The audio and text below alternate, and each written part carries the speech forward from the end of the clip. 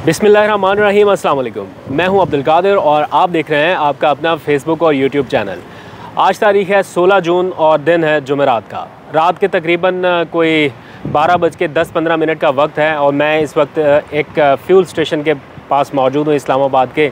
और यहाँ पर आप देख सकते हैं गाड़ियों की लंबी लाइन लग चुकी है। अब कोई फ़ायदा नहीं है बिकॉज़ रात के 12 बज गए हैं और पेट्रोल की नई कीमतों का इतलाक़ हो चुका है। मुल्क की जो मौजूदा सियासी सूरत हाल है, जिस तरह के आज बयानात आ रहे हैं, कभी एक तरफ से कभी दूसरी तरफ से, कभी फिर जवाबी रद्दअमल जा रहा है और जो कुछ भी हो रहा है उसको लेके मन इतना बोझल है कि दिल ही नहीं कर रहा था कि व्लॉग अपलोड करूं। और आज सारा दिन इसी तरह से गुजर गया और मैंने कहा कि दफ़ा मारो, आज करते ही नहीं है व्लॉग। और ख़ास तौर पर जो पंजाब की सूरत हाल आपने देख ली, पंजाब में क्या कुछ हो रहा है, इस मुल्क के ऊपर खुदा के लिए कोई बंदा रहम कर दे। ये मुल्क है या खिलौना है? ये क्या हो रहा है इस मुल्क के साथ, कुछ समझ नहीं आ रही। अगर नहीं मैनेज हो रहा था, अगर पता था कि ये होना है आप लोगों के साथ, तो क्यों आए फिर इक़्तिदार में? ये आधी रात को जो डकैती की वारदात की गई है, मैं तो इसको नाम दे रहा हूँ आधी रात डकैती की वारदात, और ये 15 दिन में 84 रुपये पेट्रोल और 115-16 रुपये तक का डीज़ल जो आपने बढ़ा दिया। अगर यही करना था और आलमी मंडी के मुताबिक आपने कीमतें तय करनी थी, आपने गर्दन से पकड़ के पूरी पाकिस्तानी कौम को IMF के कदमों में जाके लिटा दिया। मतलब कोई और फार्मूला काम नहीं कर रहा, कोई और तरीक़ाकार नहीं। बाकी भी हुकूमतें हैं, बाकी भी मुल्क हैं, इंडिया है, अमेरिका खुद जाके रूस से तेल ख़रीद रहा है, अमेरिका छोड़े इंडिया ख़रीद रहा है। इतना बड़ा उनका अमेरिका का इत्तेहादी है, स्ट्रेटेजिक पार्टनर है, और हम नहीं ख़रीद रहे। और बदले में क्या कर रहे हैं इस अमल के साथ? ये जो अब कुछ देर पहले आपने किया है, किधर गई है मरियम औरंगज़ेब, किधर है मरियम नवाज़? आए ना आप ज़रा बाहर निकलें और करें आवाम का सामना, बताएं ट्वीट करके।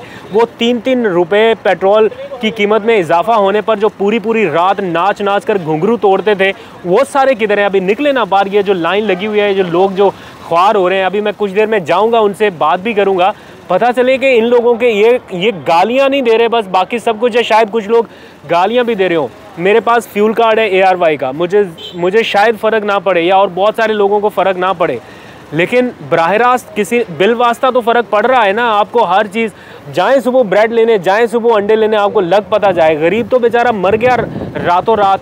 अभी आधे लोग तो अभी सोए पड़े होंगे, किसी को पता भी नहीं होगा कि क्या होना है। और जो इस वक्त अलार्मिंग सिचुएशन है, मुझे लगता है कि लोगों को अब निकलना पड़ेगा और ये इस तरह से मामला कंट्रोल में नहीं आना। जो ये इस तरह नहीं हो सकता कि आपने IMF के कदमों में लेटना है, आप हमें भी गर्दन से पकड़ के जाके लिटा रहे हैं, आप हमारे नाम पे सौदा कर रहे हैं सारा कुछ। अगर आपको पता था कि मुल्क डिफ़ॉल्ट की तरफ जा रहा है, अब मसला सिर्फ ये है कि इनको पता चल गया कि पाकिस्तान जा रहा है डिफ़ॉल्ट की तरफ और हालात इनके काबू में नहीं है। अगर डिफ़ॉल्ट हो गया तो उसका खमियाजा कौन भुगतेगा? इनकी तो 7 नस्लों को पाकिस्तानियों ने नहीं माफ़ करना। इनकी जो इज़्ज़त अफजाई होनी है, इसी वक्त रात के 12 बजे भी आपने करके देख लिया, फ्यूल प्राइस टॉप ट्रेंड पे है इस वक्त। और इकॉनमी बचाने का कोई तरीका नहीं है सिवाय इसके कि आप फ्यूल प्राइसेस बढ़ा दें। इससे होना क्या है? अभी आपकी जो इन्फ्लेशन है 25% तक जा रही है, और जो इंटरनेशनल ऑर्गेनाइजेशन हैं वो 43% तक का बता रहे हैं कि 43% तक का इन्फ्लेशन रेट पाकिस्तान में आने वाला है। खुदा के लिए ये जो अजाब शरीफ साहब हम पे मुसल्लत हुए हैं, खुदा के लिए कोई थोड़ा रहम करें। आपने शाम 7:30 बजे सारे TV चैनल्स पर हेडलाइन चलाई कि पेट्रोलियम मसनूआत की कीमतों में इजाफा मुस्तरद कर दिया गया। मैं उस वक्त भी अपने कॉलीग्स को बोल रहा था कि ये ड्रामा है, रात को ये पेट्रोल की कीमत बढ़ाएंगे। और मिफ्ता इस्माइल साहब जैसे ही प्रेस कॉन्फ्रेंस करने आते हैं, आधा पाकिस्तान तो पेट्रोल पम्प की लाइनों में लग जाता है। और यही इस वक्त हो रहा है। अगर ज़रा सी गैरत बाकी है, ज़रा सी शर्म बाकी है, तो सुबह ही सुबह IMF के साथ तो आप अपनी डील जिस तरह कर रहे हैं करते रहे। मैं ये नहीं कहता कि वो नहीं कर सकते, बिकॉज़ आई नो कि वो हमारी मजबूरी है, हमें रहना है IMF के प्रोग्राम में। लेकिन ज़रा सी भी गैरत शर्म है तो सुबह ही सुबह रूस के जिस भी मुतलका वजारत को आपने ख़त लिखना है उसको ख़त लिखें और उसको दरख्वास्त करें कि हमें सस्ता पेट्रोल दिया जाए। और आगे पता नहीं इन्होंने क्या करना है। मैं तो हैरान हूँ कि इन्फ्लेशन रेट यहाँ पर बढ़ा के अभी भी ये मुतमिन है। इससे आपका एग्रीकल्चर, ज़राअत, इंडस्ट्री, बिज़नेस सब कुछ तबाह हो रहा है। खुदा के लिए कोई तो आए, इस मुल्क को इस वक्त बचाने की अशद ज़रूरत है। और सिर्फ यही नहीं है, मैं बड़े वसूख से आपको कह रहा हूँ कि ये सब करने से भी ये आपका जो IMF है वो खुश नहीं होने वाला। अभी तो आप लोगों ने कर दिया, 84 रुपये बढ़ा दिया पेट्रोल और 109 रुपये डीज़ल बढ़ा दिया, लेकिन इस सब के बाद भी IMF खुश ना हुआ तो फिर क्या करेंगे? IMF ठीक है, हमें मजबूरी है, ज़रूरत है, इमरान खान भी गया, बाकी हुकूमतें भी गई, लेकिन आपकी ऐसी कौन सी मजबूरी है कि आपने अपने साथ साथ सारे पाकिस्तानियों को सूली पर लटका दिया पूरी रात। ये जुम्मा 8 दिन नहीं हुए, 15 दिन के अंदर अंदर 109 रुपये का इजाफा, को गज़ब खुदा का यार।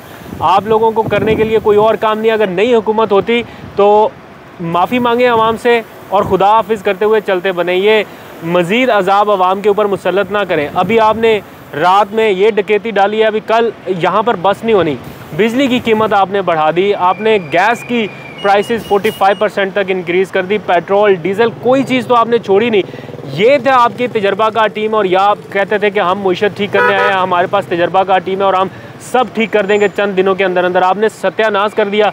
तजर्बाकारी आपकी बस यहाँ पे आके ख़त्म होती है कि आवाम से आप कह रहे हैं कि चाय की प्याली आधी कर दें। इस मुल्क के हालात देखें, गरीब आदमी के हालात देखें, सैलरीड क्लास को देखें, किस तरह से कोई गुजारा करेगा। सैलरी क्लास ये जो 40,000 रुपये को रोते हुए जिसको आपने 2-2 हज़ार रुपये दिए, उसका तो 10,000 रुपये का आपने पेट्रोल का खाली ख़र्चा बढ़ा दिया इतने से कम वक्त में। अब आप कह रहे हैं कि हम 2,000 रुपया देंगे, उस 2,000 रुपये को वो क्या करेगा बेचारा। हर चीज़ की प्राइसेस आप इंक्रीज़ करते जा रहे हैं। शौकत तरीन का मैं इंटरव्यू सुन रहा था आपसे कुछ देर पहले, उन्होंने कहा इसके अलावा भी ऑप्शंस थे, इसके ऊपर भी अमल दरामद हो सकता। अगर खाली जमा तफरीक करके आपने आलमी मंडी के हिसाब से पेट्रोल की कीमत ही बढ़ानी है तो फिर आपकी तजर्बाकारी का क्या फ़ायदा। आज आपने जो कौम के ऊपर एहसान किया हुआ था कि हम सब्सिडी ख़त्म कर रहे हैं, सब्सिडी ख़त्म कर रहे हैं, आज आपने वो भी कर दी। अब पीछे क्या बाकी रहता है, अब आप वो भी बता दें ज़रा। इतना कुछ करने के बाद अब इस वक्त फ्यूल प्राइस ट्विटर के ऊपर टॉप ट्रेंड है। सफ़ेद पोश तबके के बारे में कोई एक लम्हे के लिए कोई कुछ सोचेगा कि सफ़ेद पोश तबका बेचारा क्या करेगा, कहाँ पर जाएगा। चलो हम जैसे लोग, मिडिल क्लास लोग तो चलो फिर सैलरी पे गुजारा कर रहे हैं, सैलरी है, गुजारा हो जाता है। उस बंदे के बारे में सोचें जिसकी खाली जितना आपने पेट्रोल बढ़ा दिया उतनी उसकी बेचारे की एक दिन की इनकम नहीं है। कहाँ पर जाकर ये मामला रुकेगा, कोई तो इसके बारे में बताए आकर हमें। डिफ़ॉल्ट से बचने का सिर्फ ये वाहिद ऑप्शन नहीं है कि आप पेट्रोल की कीमतें बढ़ाएं। डिफ़ॉल्ट से बचने के लिए और भी बहुत सारे ऑप्शंस किए जा सकते थे। मैं पाकिस्तानियों से भी कहना चाहता हूँ कि कहाँ पर 30% सस्ता पेट्रोल और कहाँ पर 84 रुपये महंगा पेट्रोल। अगर अभी भी किसी को समझ नहीं आ रही कि क्या हो रहा है, किसी के ऊपर ब्लेम नहीं कर रहा, किसी लाने वाले के ऊपर ब्लेम नहीं कर रहा, लेकिन आपके पास तो तजर्बाकार टीम थी। सुबह ही ख़त लिखें, रूसी वजारत ख़ारजा को लिखें, रूसी वजारत तवानाई को लिखें और उनको बताएं कि हमारे मुल्क में क्या हालात हैं और ख़ुदा के लिए हमें फ़ौरी तौर पर पेट्रोल की सप्लाई शुरू करें। अगर इसी तरह से आपने कंटिन्यू करना है मामला तो मेरा ख्याल है फिर आवाम को बाहर निकल आना पड़ेगा। और ये जो यहाँ पर इतनी लाइनें लग रही हैं और भी यहाँ पर भी मैं देख पा रहा हूँ लोग अभी तक आए जा रहे हैं, तो मेरा ख्याल है इससे आपको जान छुड़ानी होगी। और अब भरपूर और ज़बरदस्त तरीके से एहतजाज बनता है। मुल्क के हालात पहले देखें कहाँ पर जाके खड़े हुए हैं। और अब मैं सही बात है, इस वक्त जो है ना कहने के लिए लफ्ज़ नहीं है, लेकिन अगर कहेंगे तो फिर वो कहेंगे कि बोलता है। मूड ऑफ कर दिया, सत्यानाश कर दिया मूड का। कल बात करते हैं बाकी।